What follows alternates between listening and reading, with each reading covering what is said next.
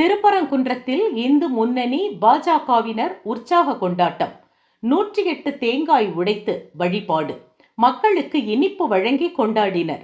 திருப்பரங்குன்றம் மலை உச்சியில் உள்ள தீப தூணில் மகா தீபம் ஏற்ற சென்னை உயர்நீதிமன்ற மதுரை கிளை அனுமதி அளித்ததை அடுத்து திருப்பரங்குன்றத்தில் இந்து முன்னணி மற்றும் பாஜகவினர் 108 தேங்காய் உடைத்து பொதுமக்களுக்கு இனிப்புகளை வழங்கி உற்சாகமாக கொண்டாடினர்.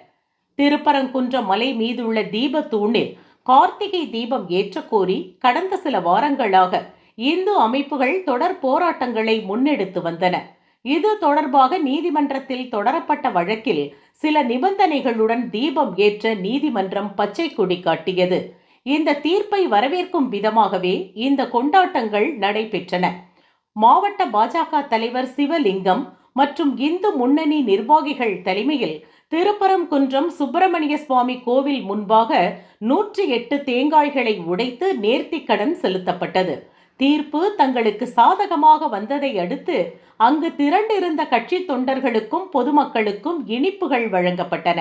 தொடர்ந்து திருப்பரங்குன்றம் மலை அடிவாரத்தில் உள்ள பழனி ஆண்டவர் கோவிலில் சுவாமி தரிசனம் செய்தனர்.